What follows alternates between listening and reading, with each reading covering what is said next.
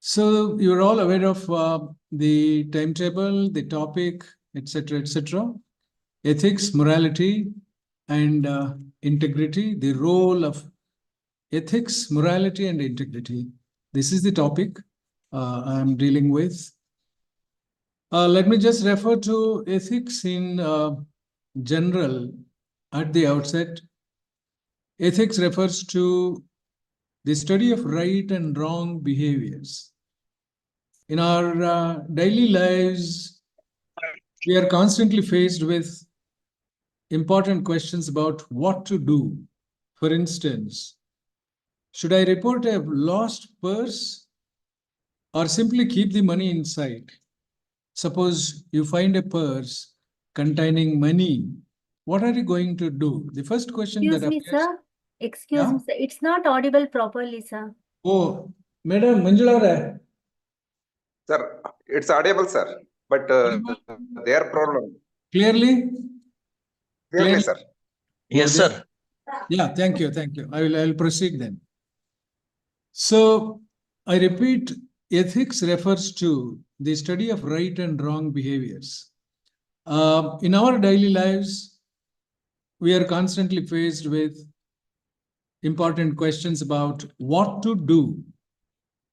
Should I report a lost purse or simply keep the money inside?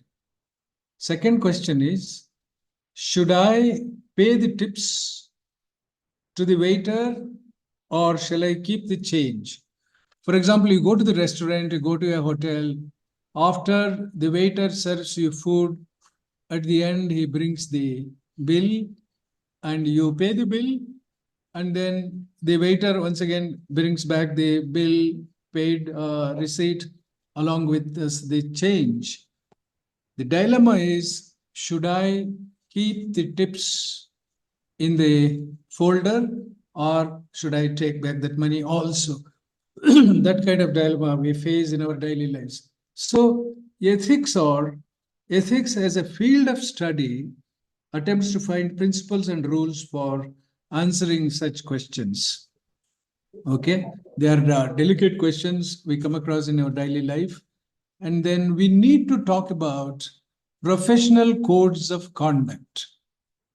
Professional codes of conduct is an important field of study in ethics. The codes of conduct set out very clear guidelines of what are considered right and wrong behaviors within the particular profession. Each and every profession has these parameters of right and wrong behaviors, whether it is teaching, whether it is a lawyer's profession, whether it's a doctor's profession.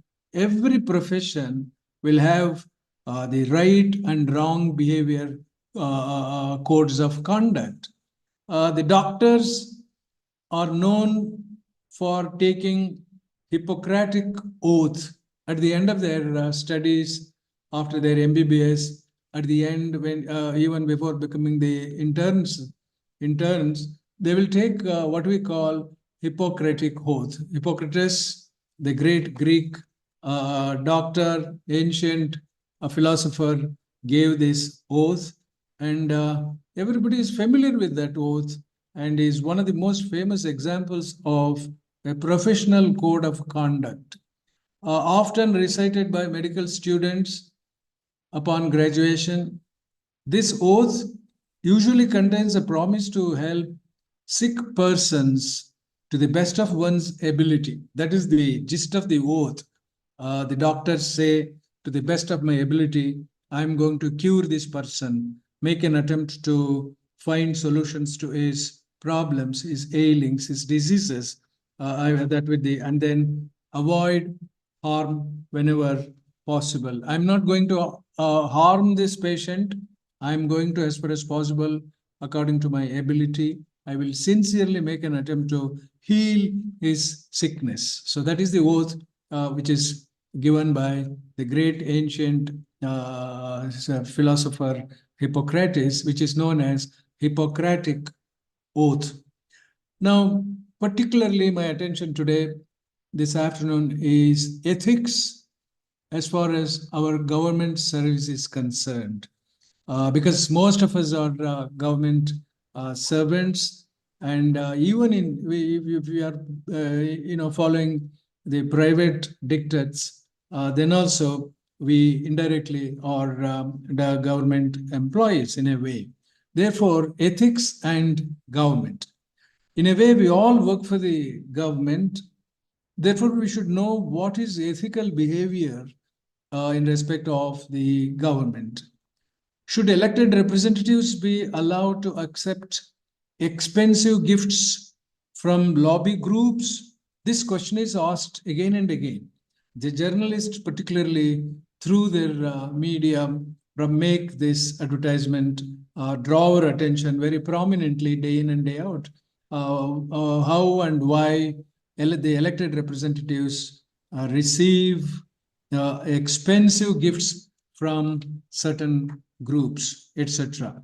So, when can a public official divulge personal information about citizens? That is another question. Receiving expensive gifts is one question, and when can public official divulge personal information about citizens is another question. How should public servants treat their co-workers and subordinates is also an important area of inquiry. We should all be aware of what this involves. Public servants, how they should treat their co-workers and subordinates. Government ethics identifies what are correct behaviors in each of these situations and establishes rules of conduct for public officials to follow. Permitting any sort of gift receiving encourages more serious unethical conduct. I don't want to give a reference to individual incidents. It is in the public domain. You are all aware of the fact that what happens when we receive expensive gifts from certain lobbies, whether one is a minister or an MLA or an MP or a public servant, an IAS, IPS officer, etc., etc. So that is the unethical conduct we declare. One should be an upstanding citizen in one's community and not engaging in morally frowned upon activities such as drug use, frequenting establishments of disrepute, or engaging in certain sexual conduct. All these are ruled out. As far as a public servant is concerned, he or she cannot indulge in drug abuse or frequenting establishments of disrepute, so on and so forth. The code of conduct is very, very strict in this regard. We should all be good employees. That is what the government expects. We should all be good employees, whether we are serving in a government organization or in a private organization. I think every organization wants us to be good employees.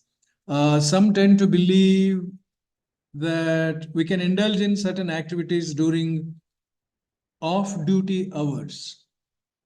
So you're all familiar with what we call off-duty hours. 10 to 5 job, after 5 o'clock, I think I am a free bird. I can behave as I like. That is my private time, etc., etc. Now, as teachers, do we have what we call off-duty hours? I think a teacher is a 24-hour public servant, just like a policeman is a 24-hour public servant. A teacher, in a way, is also a 24-hour public servant. His is a public 24-hour job. He is always on duty. A teacher is always on duty, for example, because the society is watching you all the time. So most of the college teachers are members of most of the college teachers are members of some club or the other, especially in small towns.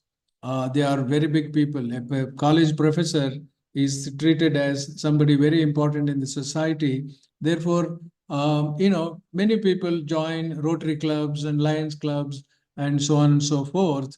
Club going was a very rare thing earlier. When we were young, I think that was not a familiar phenomenon. Nowadays, I think people join clubs, Rotary clubs, Lion clubs, this club, that club, and whatnot.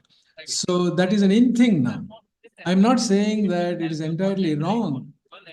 As long as the motives are good, as long as you are joining a service sector with lot of public service minded people, then it is honorable.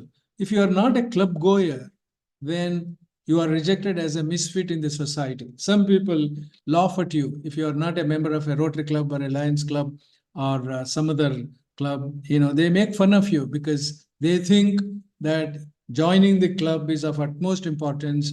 Only then you will have some standing in society, etc., etc. Obviously, this is a wrong notion, because even in our private capacity, there is always opportunities for us to extend our helping hand to social issues and problems. You don't have to become a Rotary member or a Lions Club member. I'm not saying that people go to clubs only to play cards or drink liquor. That is not my argument. Clubs may have positive aspect of meeting people and enlarging one's friend circle or socializing in a positive way.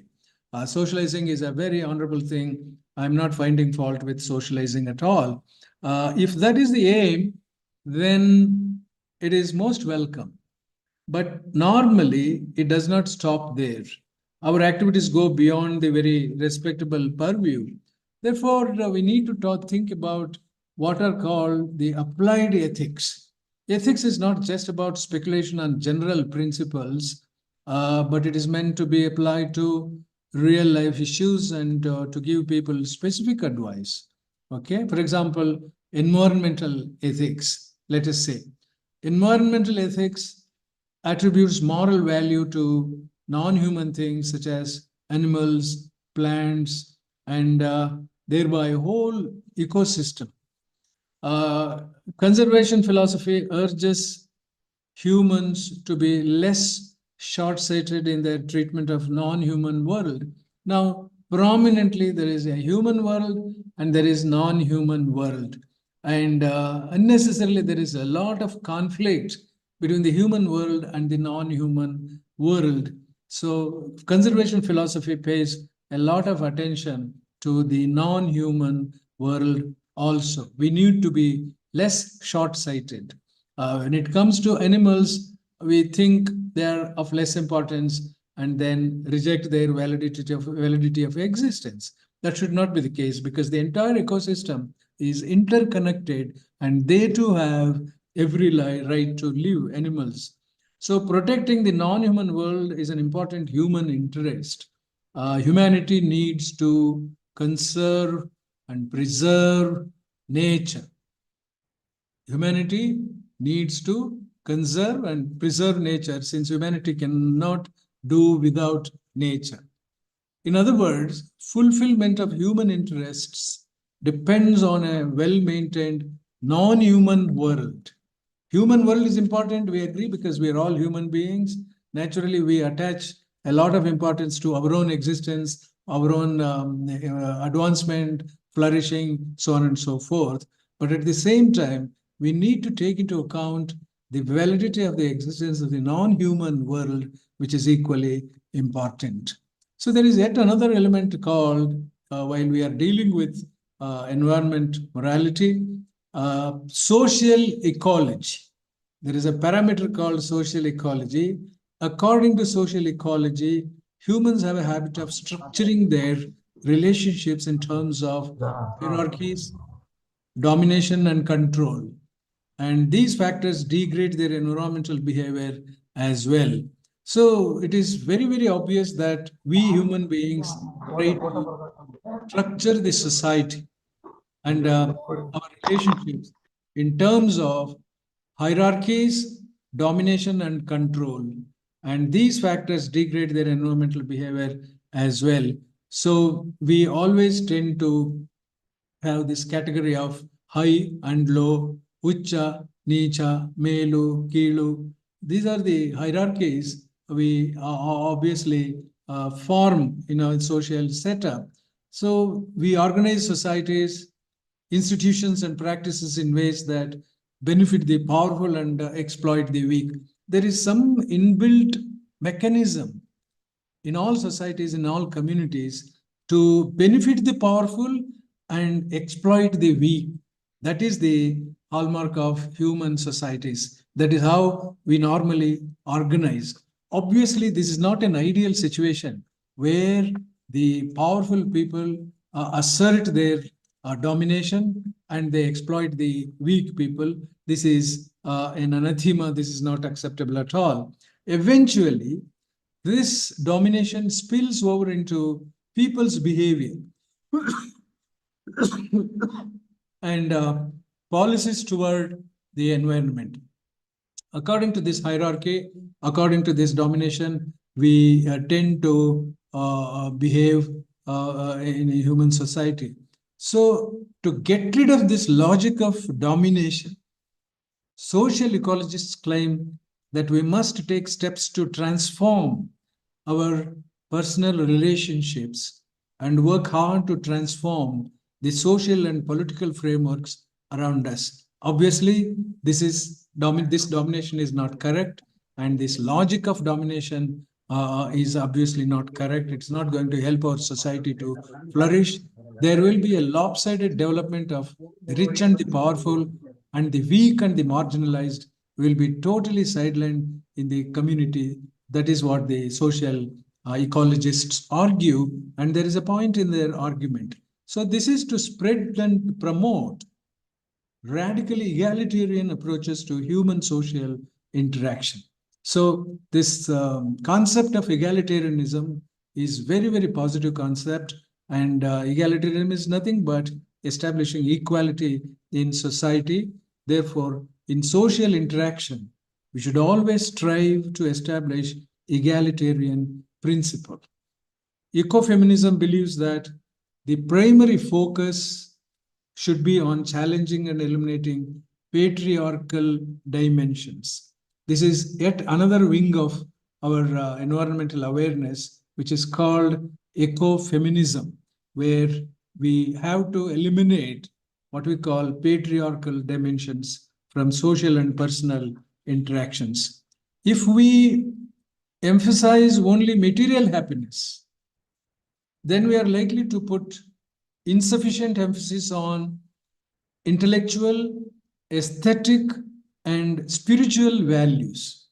At no stage in our life we can ignore the intellectual values, the aesthetic values, and also the spiritual values. So if we emphasize only material happiness, then we are likely to put insufficient emphasis on intellectual, aesthetic, and spiritual values. The intrinsic worth of character, love, and friendship is also important. The intrinsic worth of character, love, and friendship is absolutely important. Human good does compromise economic goods. We all know that. Human good does comprise economic goods. What is economic goods? Which includes wealth and material comfort. Want more and more wealth, want more material comfort, but should also include knowledge and virtue as well. So this wealth and material comfort is not enough. We have to Sumati Ramakrishna Gowda, please pay attention. Please pay attention. Human good does comprise economic goods, I said just now. What is economic goods? Which obviously includes wealth and material comfort. But it should also include knowledge and virtue as well. Mere material comfort is not enough. We have to include knowledge and virtue. So what is character and conduct then? We have to revert back to the good old values where we emphasized character and conduct. Conduct is an adjustment of the organism to the environment. We as individuals must adjust ourselves harmoniously to our environment. There is obviously no other go. We cannot turn our back to our society, our environment, and declare to the world that we can behave as we like. Therefore, conduct means an adjustment of the organism, an adjustment of the community, individual, society, etc., to the environment. Therefore, this adaptability or the adjustment is very crucial. That conduct is good, which promotes effective adjustment of the organism to the environment and produces pleasure. Ultimately, all of us, yearn for pleasure. We want to be happy. We want to be satisfied. We want all our cravings to be satisfied. Therefore, that conduct is good. As far as individuals are concerned, we must behave in such a way that all the entire community feels happy about our behavior. So the environment produces pleasure, and the individuals also contribute in a great big measure for the pleasure of the society. That conduct is good, which promotes effective adjustment of the organism to the environment and produces pleasure.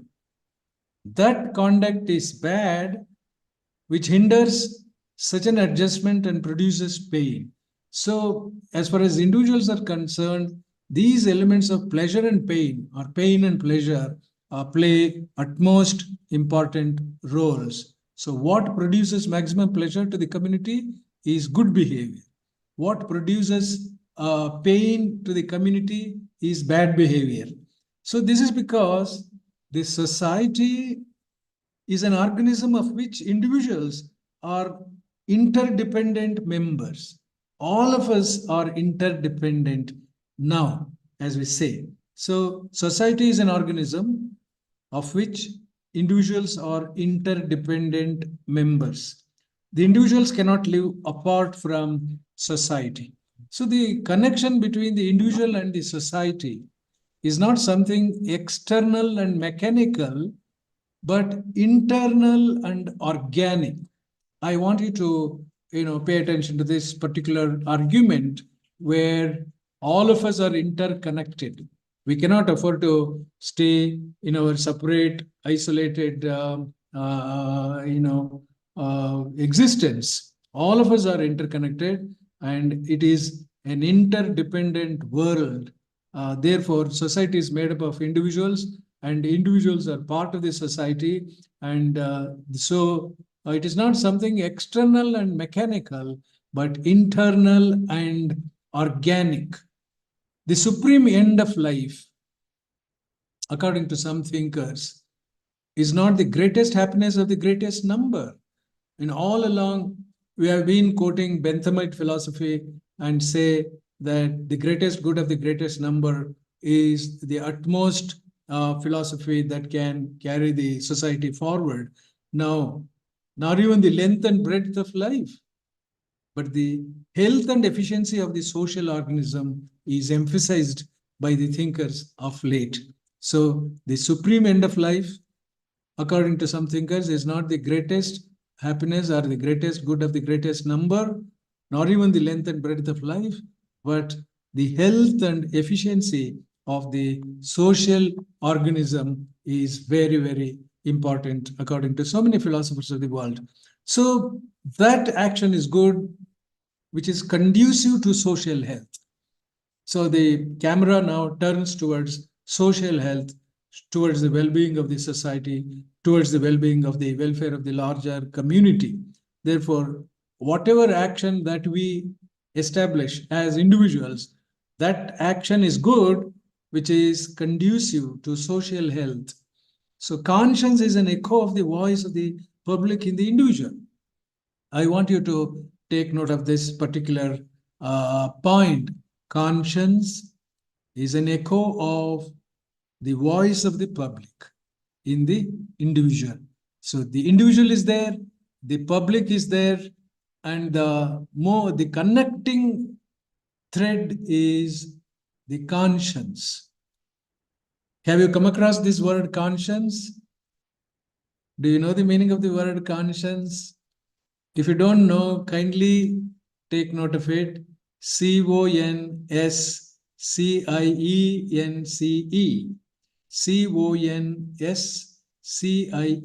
Conscience. Conscience. The pronunciation is conscience. Conscious alla, consciousness alla. Idu conscience. This is conscience. Conscience is an echo of the voice of the public. I think that is a profound statement. It's a great observation. Conscience is an echo of the voice of the public. Conscience andrenu, those of you are aware, knowledgeable in Kannada, Atma Sakshi. Conscience is Atma Sakshi. It is the echo of the public in the individual. Therefore, conscience carries a lot of gravitas. Sympathy is an innate social instinct.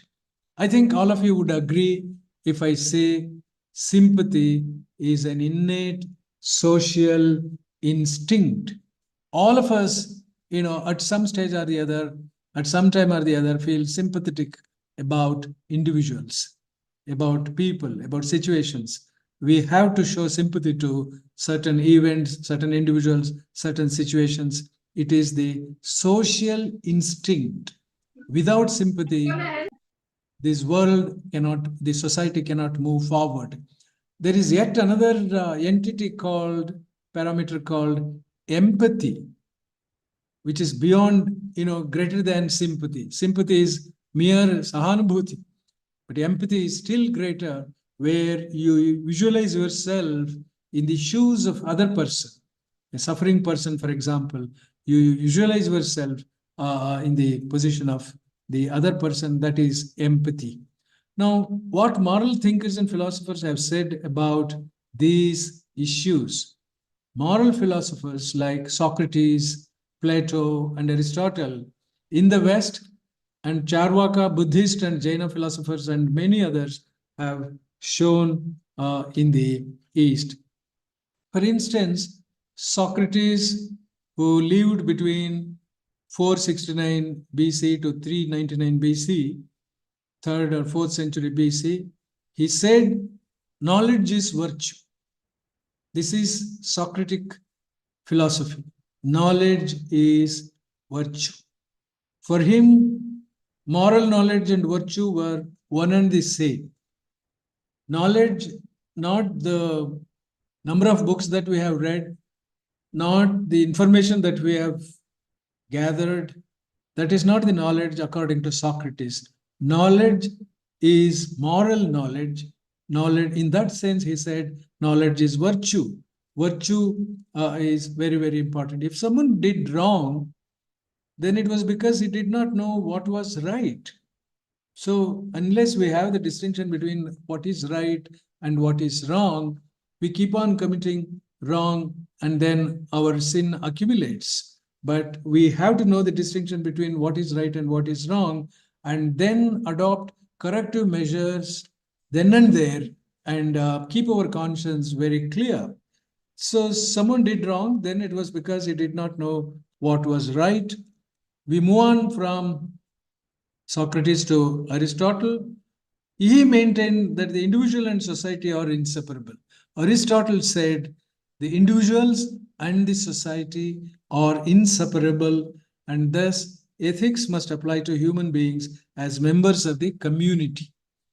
Because we always have the larger entity called the community, I think the individuals must observe ethics. Once you separate yourself from the ethics, then the society suffers. Therefore, well-being is the good end. Our aim, our target is to achieve the well-being of the society. The well-being is the good end. Well-being is an activity which is intrinsically valuable. Well-being is an activity which is intrinsically valuable. That is, it is pursued for its own sake and never for the sake of something else. So if you are healthy, if you practice healthy habits, it provides you tremendous sense of energy and fellow feeling also. You will also take into account the existence of your neighbors, your fellow human beings. And this individual well-being is important because ultimately that will promote and that will goad you forward to achieve larger societal well-being. According to Aristotle, moral virtue or excellence of character is not in us by nature. Moral virtue or excellence of character is not in us by nature, but nature has given human beings the capability to develop virtue. I think the environment must teach us to be virtuous. If the environment is not conducive to teach us to be virtuous, then it is a very unfortunate situation. So if our neighbors, if our parents, if our guardians are virtuous, and if they teach us to be virtuous, then that is a wonderful arrangement. Most of the families, such a situation does not obtain, and therefore individuals suffer. That is the reason why Aristotle says moral virtue is important, and excellence of character is important, and we have to, develop the capability to achieve virtue. It is not given. It is not something which we can go and buy in the market. So therefore, what we have to do is we have to consciously, deliberately cultivate virtuous habits, he says. Capacity can be acquired through education. That is what he says. Capacity can be acquired through education, but education alone cannot make an agent virtuous. Education itself is not enough. Education is the primary thing, the fundamental thing that is necessary for all our other progresses and flourishes. But education itself is not enough to make us virtuous. So virtue can be acquired through persistence, performance. This is the expression I was searching for. Virtue can be acquired through persistent performance. It develops as a result of habit. When your child wants to go to gym, for example, let us assume he looks around, his friends are going for some sports practice, let us say badminton or tennis or cricket, or he wants to go to gym, he or she, because we shall not make any distinction between a boy and a girl. We have to take them along with us, with giving equal importance to both their advancement in life. Therefore, when your daughter says, I want to go to the gymnasium and indulge in physical exercise, or I want to be an athlete, jolly well, we should celebrate. We should actually extend our helping hand, give all encouragement for that, because habit is important. Virtuous, good habits are to be promoted, and persistent performance is of utmost necessity. Practice makes one virtuous. Virtue cannot be acquired overnight. It is the habit. We have to put that into practice on a daily basis. Therefore, practice makes one virtuous. For example, you have started meditation, let's say. So in the beginning, your mind may not concentrate for 10 minutes, and then you increase by 2 minutes, 5 minutes, 10 minutes. You go on increasing the expanse of time, and then probably you may be able to meditate without getting any disturbance for 1 hour or 2 hours, as the case may be. To begin with, there are so many distractions, hurdles, etc., etc. But practice makes one virtuous. An action is just if it is performed with the right motive. When do we label a particular action as just action?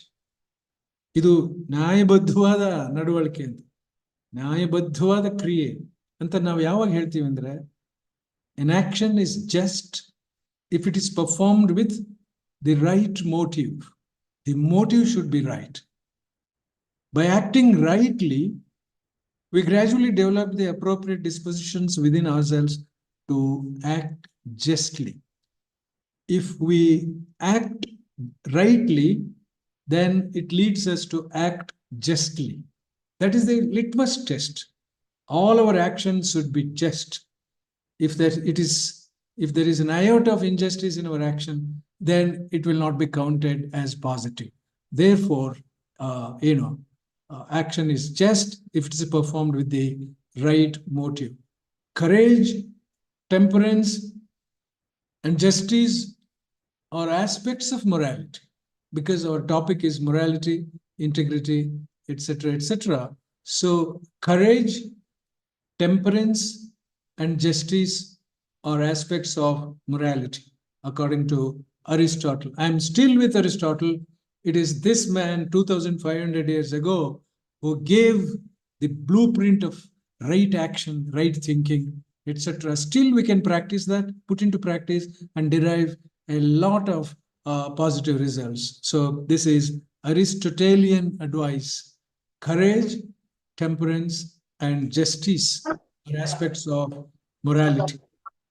What is courage? For example, a courageous person is able to control fear for a noble cause in the right manner and the right degree. Beautiful definition of what do we mean by courage. A courageous person is able to control fear for a noble cause in the right manner and the right degree. If someone performs a dangerous act for the sake of reward, then it cannot be called a courageous act, because you have some motive, you have some allurement, and you want to derive monetary benefit out of your courageous action.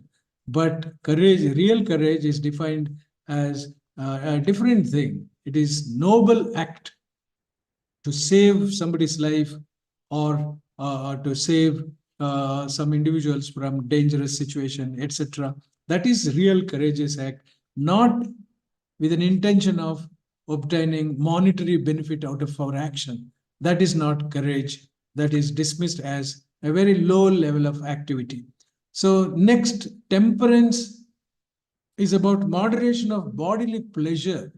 How do we define temperance? For instance, temperance is moderation of bodily pleasure.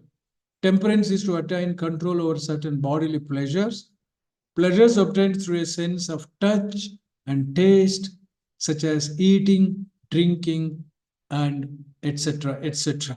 So that kind of pleasure is called excessive pleasure.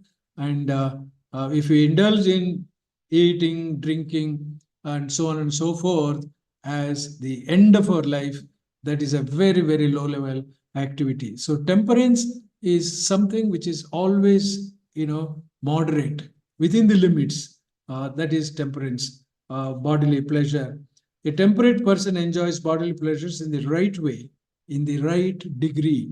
And we as intelligent human beings must exercise temperance all the time, in our eating, in our drinking, and in our pleasure seeking, etc., etc. If it is within the limit, then there is nothing like that. So from temperance, we move on to justice. Universal justice is obeying the law. The man who is not law-abiding is unjust. How do we dismiss a man as unjust? If he is not law-abiding, he is dismissed as unjust. Law-abiding individuals are very important in society, because this society is made up of all law-abiding citizens. If each one of us violate the law, then the whole society will be in doldrums. It will be in turmoils, and it will be in absolute chaos. So we as civilized individual human beings will not want such a situation to emerge. We want to live in a peaceful, calm atmosphere where individuals have opportunities to get, opportunities to advance their cultural aspects.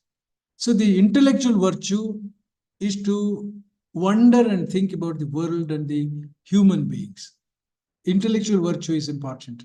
Intellectual virtue is to wonder and think about the world and the human beings. Moral virtues support the intellectual virtues. When the two set of virtues are embodied together, moral virtue and intellectual virtue are embodied together, the good life for humans is realized and we flourish as human beings. That is the most ideal situation. We need to combine the intellectual virtue along with moral virtue, and then that is the ideal situation for the individuals to flourish and move forward. Unethical behavior is unreasonable because it does not lead to a flourishing of life. Now, during the course of my talk so far, I have used the word flourishing very advisedly because it is the end and aim of most of us.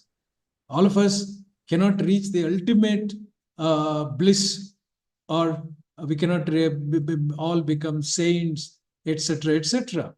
Therefore, we have to flourish in our respective fields. We have to achieve certain goals we have set for ourselves. That is what we call flourishing. Therefore, unethical behavior, the behavior which is detrimental to the society, to our fellow human beings, is always unreasonable. It has to be rejected.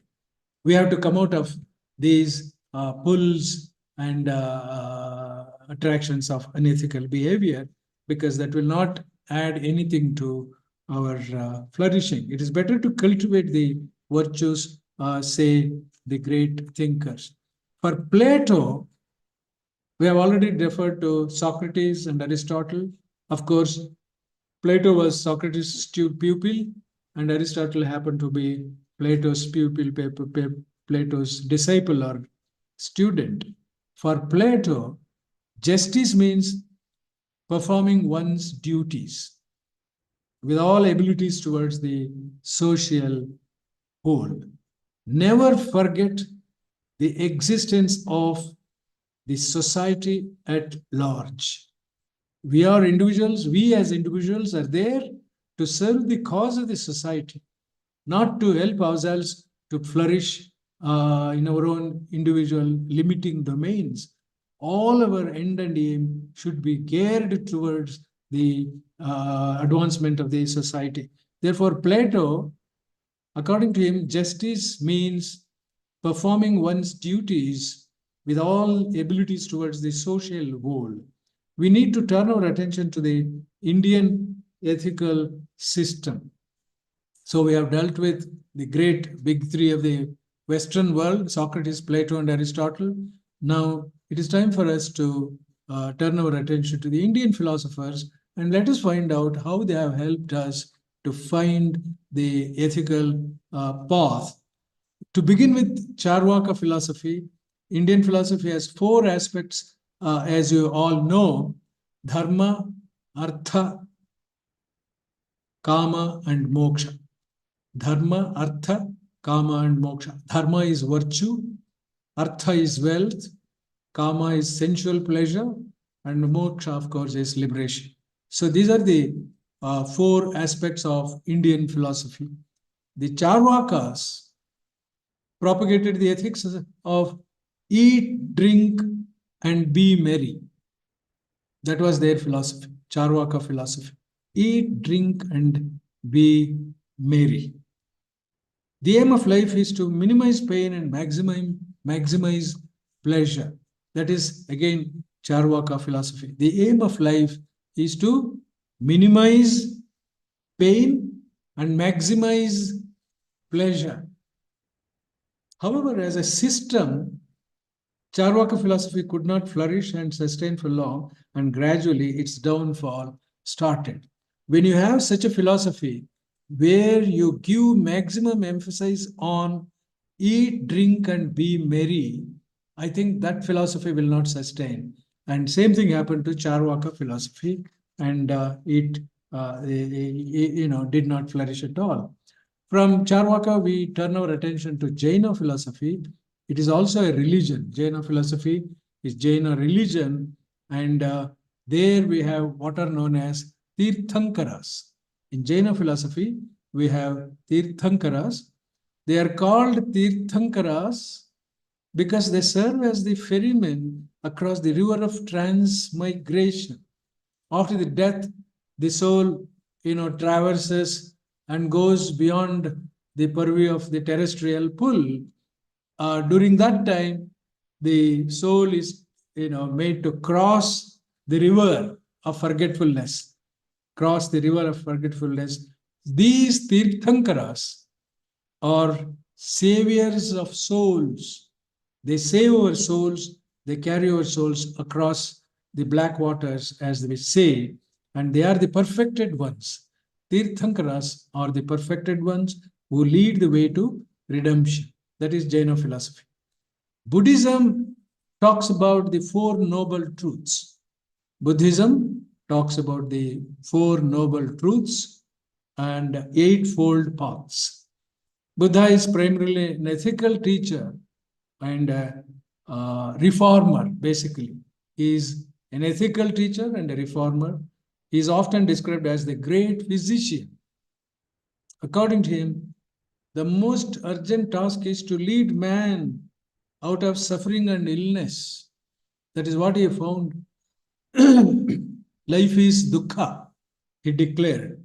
So the urgent necessity is to lead the man out of suffering and illness.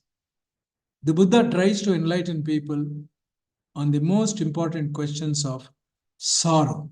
So, therefore, he taught us the Four Noble Truths, Arya Satya. Nalko Arya Satyagalu, Four Noble Truths. What are they? Number one, life is full of suffering or dukkha. Number two, there is a cause of suffering, dukkha samudaya. There is a cause of suffering, dukkha samudaya. Third, there is cessation of suffering, dukkha nirodha. Dukkha is not permanent. There is a cessation. It can stop. It can end. It will end at some point. Therefore, the third satya or truth is there is cessation of suffering. The fourth truth is there is a path which leads the cessation of suffering, leads to cessation of suffering.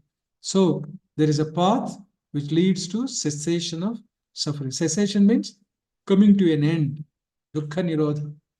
And then we have eightfold paths, ashtanga marga. ನಾಲ್ಕು ಆರ್ಯ ಸತ್ಯಗಳು ಅಷ್ಟಾಂಗ ಮಾರ್ಗಗಳು, eightfold path. First one, right views. Second one, right resolve. Third one, right speech. Right speech. Fourth one, right conduct. Fifth one, right livelihood. Next one, right effort. Seventh one, right mindfulness. Eighth and the last one, right concentration. So these are the eight paths that Buddha advocated. And right view, the first one is samyak drishti. Samyak drishti, right view. It is defined as the correct knowledge about the Four Noble Truths. That is the first among the eightfold paths. So, right view, samyak drishti. Right resolve, resolution. Right resolve is samyak sankalpa. Makes a serious commitment to reform life in the light of truth. ಸತ್ಯದ ಬೆಳಕಿನಲ್ಲಿ ಸರಿಯಾದ ಪಥವನ್ನು ಆರಿಸಿಕೊಳ್ಳುವ ಒಂದು ಕ್ರಮ. That is right resolve or samyak sankalpa. Right speech is samyak walk. Consists in abstention from lying, slander, unkind words, and frivolous talk. Consists in abstention from lying. ಸುಳ್ಳು ಹೇಳದೆ ಇರೋದು, ಕುಹಕ ಆಡದೆ ಇರೋದು, ವ್ಯಂಗ್ಯ ಆಡದೆ ಇರೋದು ಮತ್ತು ಕಠಿಣವಾದ ಪದಗಳನ್ನ ಬಳಸದೇ ಇರೋದು, Idella right speech, right conduct. Samyak karmanta includes non-killing, non-stealing, non-sensuality, and non-intoxication. All these are abjured. Intoxication is set aside, and so also non-sensuality, so on and so forth. This is right conduct, samyak karmanta. Right livelihood, samyaka jiva. Right livelihood means not engaging in occupation which causes harm to others. That is right livelihood. Right effort, samyak vyayama, means gaining control over one's thoughts and cultivating positive state of mind. Right mindfulness, samyak smriti, means cultivating constant vigilance to develop detachment from all objects that bind us to the world.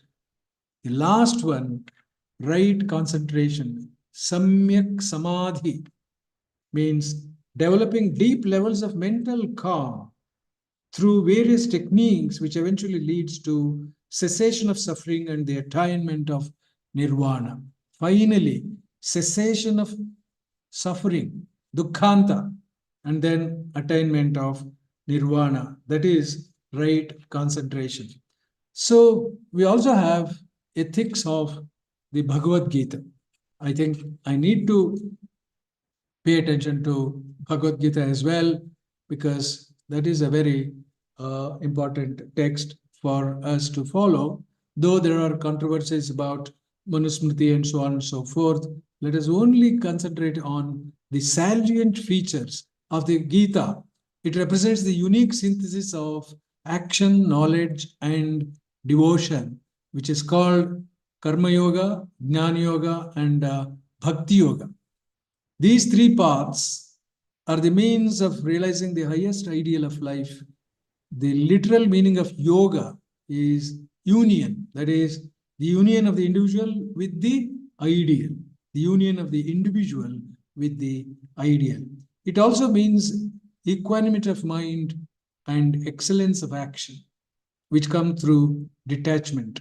The Gita enjoins the performance of duties for the welfare of humanity, which is called Loka Sangraha.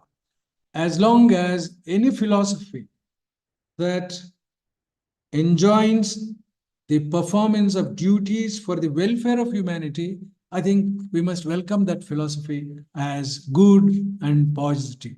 The welfare of humanity is called in Sanskrit Loka Sangraha. The ideal aspirant has to work for the humanity in the spirit of perfect detachment. If Bhagavad Gita preaches that philosophy, we must welcome it with both hands. There is absolutely no need for any reservation to accept the central essence, quintessence of the Gita, if Gita advocates that we have to work for the humanity in the spirit of perfect detachment, with no desire to reap the fruit. So therefore, there is absolutely no quarrel. So the essential teaching of the Gita is to merge all desires in one profound supreme desire, the attainment of self-realization or the ideal.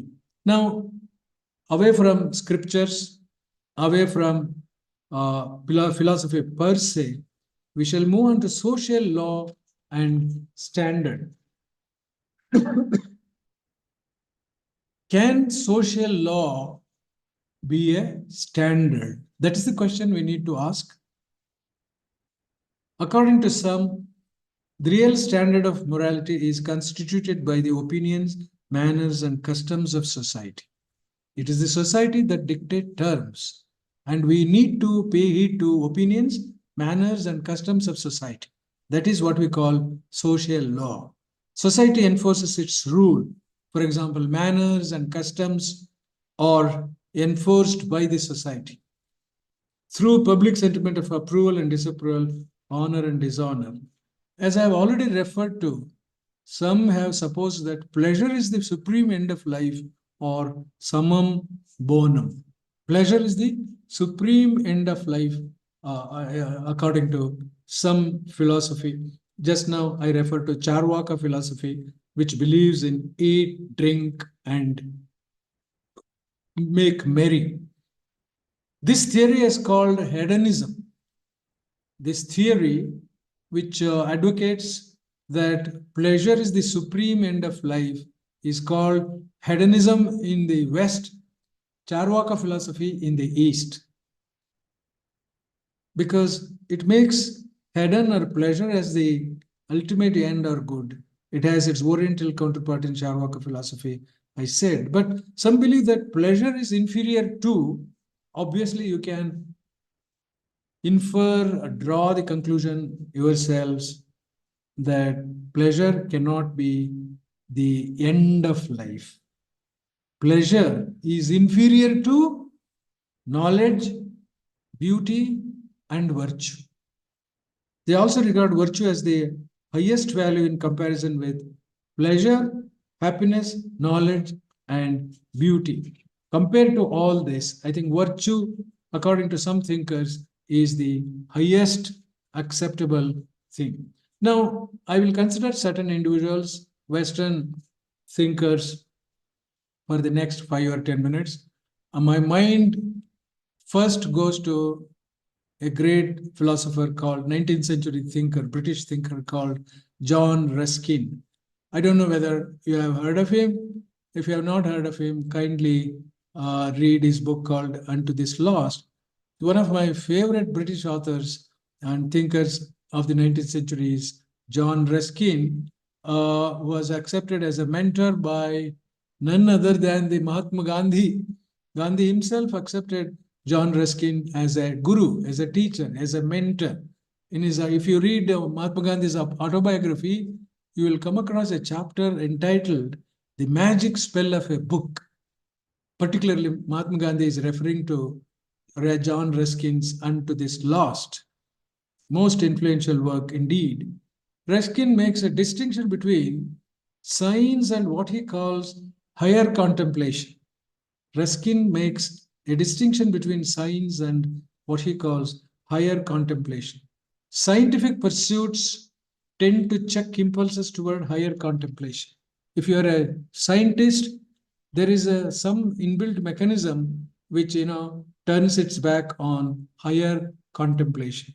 And Albert Einstein, the 20th century great scientist, physicist, was a curious combination of both spirituality and science, because he became a now turned out philosopher towards the end of his life, especially when he discovered that E is equal to mc squared. That formula led to the discovery of the atom bomb, the invention of the atom bomb, which created havoc in the human society in the 20th century.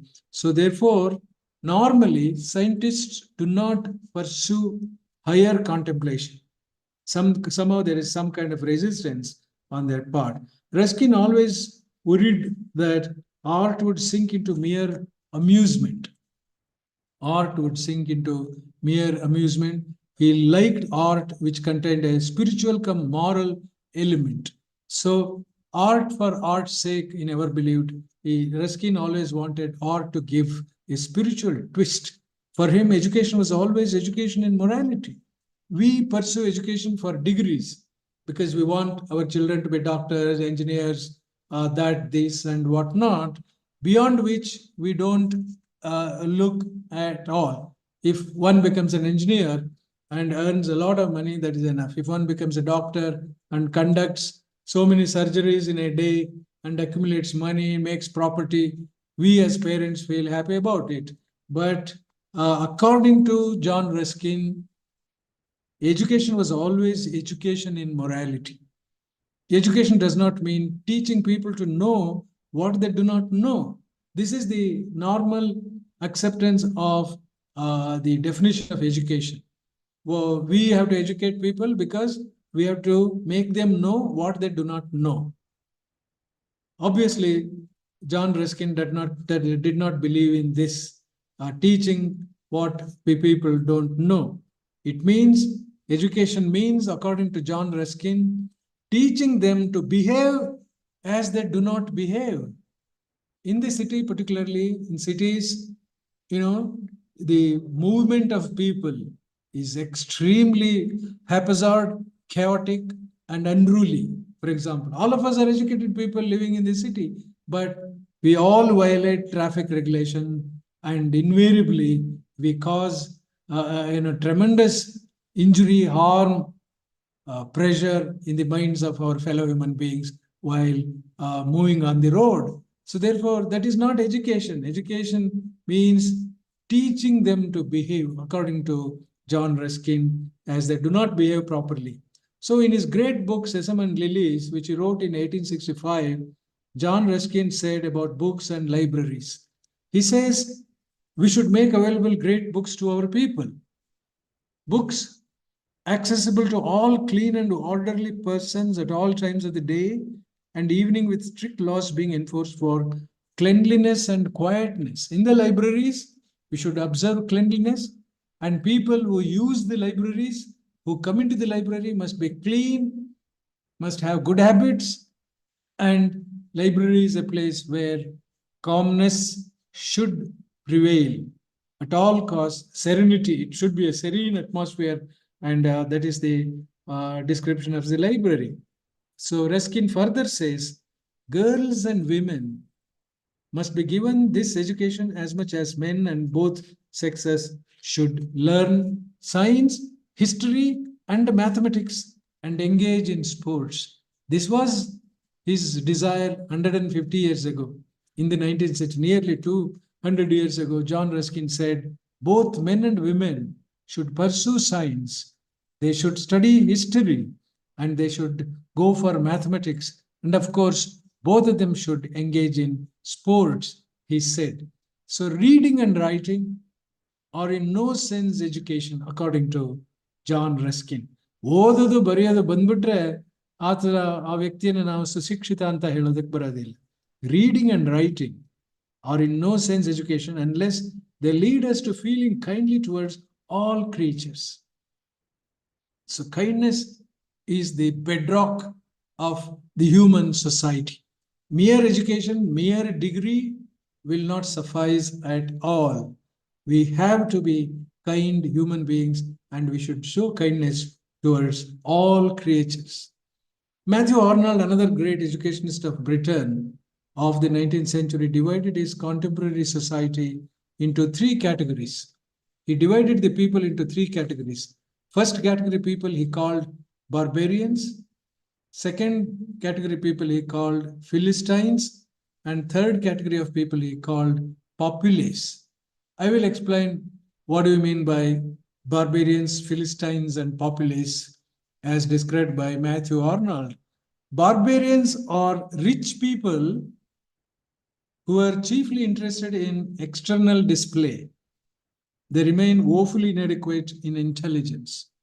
Maybe there is a grain of misunderstanding on the part of Matthew Arnold, but majority, I think, what he has described by way of barbarians is true. According to him, barbarians are rich people who were chiefly interested in external display. They remain woefully inadequate in intelligence and The second category of people called Philistines. Who are they? How they behave? They are the middle class people. They display the virtues of hard work and philanthropy, but they have their own narrowness of vision. They are illiberal in spirit.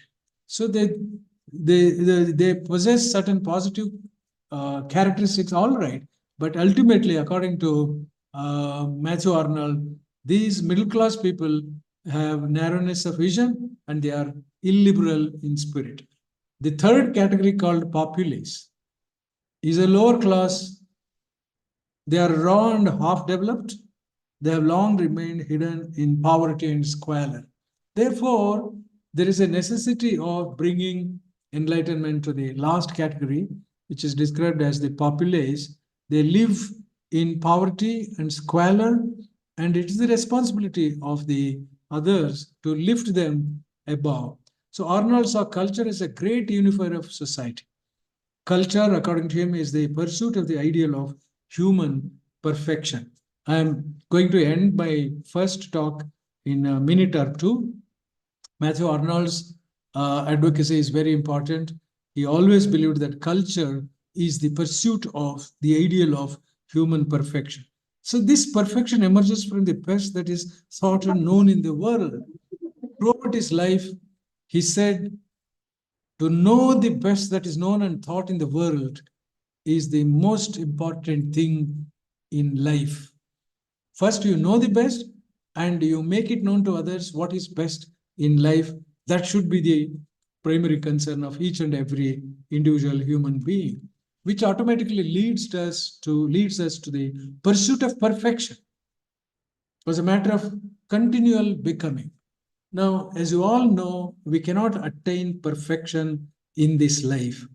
That's the reason why Plato long back said, perfection is only to be found in heaven, not on earth.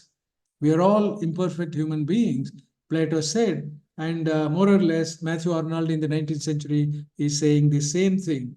Therefore, what is important is we must pursue perfection. In the process, if we fail to achieve perfection, well and good, absolutely no worry. But this pursuit of perfection is nothing but continual becoming from one state to next state, from next state to higher state. So every day we are inching forward towards perfection, and ultimately we do not know whether we may attain perfection as visualized by the great thinkers. So as inspector of schools, Arnold constantly affirmed the way in which good poetry elevates the society above the utilitarian. So as a poet, as a philosopher, Matthew Arnold told his society of the 19th century that in order to rise above the ordinary, above the mundane, you better cultivate the habit of exposing yourselves to great poetry, because great poetry, reading great poetry, makes us less and less utilitarian. Now we all become utilitarian individuals. Everything should be useful. We look at everything from the point of view of usefulness, how useful this object is. That is our utilitarian attitude. And Matthew Arnold, being a great visionary and philosopher, told his society of the 19th century that we should rise above the utilitarian attitude, because that is very, very limiting, he said. So therefore, I am closing my first talk. When we adopt certain values, evoke a deep sense of fulfillment. The values may be categorized as spiritual values, religious values, moral values, ethical values, social values, humanistic values, personal, political, and economic values. Finally, the list of individual values would include a whole lot of things, and it is up to us, according to our capacity, we can develop these values during the course of our life, and ultimately our fellow human beings are the beneficiaries. Truthfulness, sincerity, integrity, honesty, goodness, beauty, love, nonviolence, conscientiousness, compassion, endurance, perseverance, self-reliant, restraint, self-restraint, righteousness, courage, friendliness, generosity, selflessness, equanimity of thought, excellence, grace, decency, tolerance, confidence, self-esteem, being responsible, innovative, adventurous, honor, and simplicity. So these are some of the values. There is a whole list. We can pursue these values, and ultimately the acceptance of these values, internalizing these values, will give us a new kind of brightness and shine to our individual personality. And that is the way we can help our fellow human beings. And that is the way we can see that our society flourishes and prospers. So integrity, values, ethics are tremendous virtues that will see our society in a bright light. And that is the aspiration of each and every individual in our society. That should be, that ought to be the goal, that ought to be the target.